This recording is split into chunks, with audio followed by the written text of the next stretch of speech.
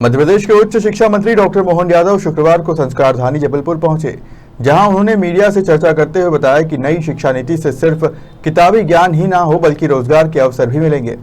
मध्य प्रदेश के उच्च शिक्षा मंत्री डॉक्टर मोहन यादव जबलपुर पहुंचे। इस दौरान उन्होंने शिक्षा विभाग के अधिकारियों और शासकीय कॉलेजों के शिक्षकों से चर्चा की। मीडिया से बात करते हुए उन्होंने कहा कि प्रदेश में नई शिक्षा नीति लागू करने का मकसद सिर्फ इतना है कि बच्चे जब अपनी पढ़ाई पूरी करें तब उनके पास सिर्फ किताबी ज्ञान ही ना हो बल्कि रोजगार प्राप्त करने की दक्षता भी हासिल हो। रोजगार पूरक शिक्षा देने से पढ़ाई पूरी करने के बाद छात्र को आर्थिक परेशानियों का सामना नहीं करना होगा। नई शिक्षा नीति को लागू करने के बाद हमें अच्छे संकेत मिल रहे हैं।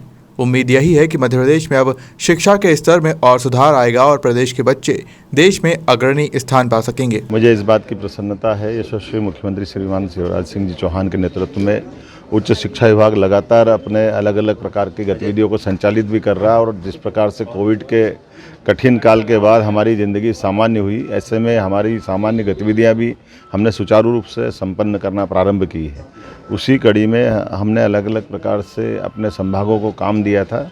आज़ादी के 75वें अमृत महोत्सव के अंतर्गत माननीय प्रधानमंत्री की इच्छा है तो उसी कड़ी में मध्य प्रदेश में अभी हमने यहाँ जबलपुर संभाग के 8 जिलों में चित्रकला और अन्य अन्य प्रतियोगिताओं का आज संभाग स्तरीय कार्यक्रम रखा है, जिसका आज पुरस्कार वितरण का कार्यक्रम है।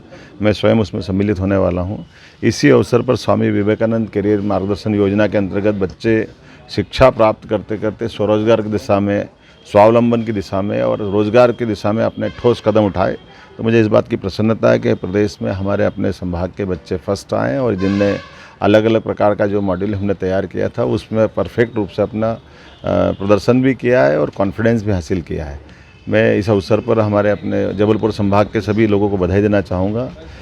यहाँ हमारी जबलपुर की देवी रानी दुर्गावती विश्वविद्यालय में लगभग 150 एकड़ ज़मीन का एक अतिरिक्त भूखंड दिलाने का प्रयास कर रहे हैं ताकि विश्वविद्यालय जैसे एग्रीकल्चर BSc जब लास्ट ईयर चालू किया था और अन्य कोर्स प्रारंभ करें, जिसके माध्यम से भविष्य में जो हमारा अपना जबलपुर का रिकॉर्ड है, ये बहुत अच्छे एक शिक्षा का केंद्र के नाते से जाना जाता था, संस्कारधानी के नाते से जाना जाता है। उसी प्रकार से इसको और महत्ता भी प्रदान कर रहे हैं और खासकर उच्च शिक्षा के क्षेत्र में शैक्षणिक हब बने, इस दिशा में प्रयास कर रहे हैं।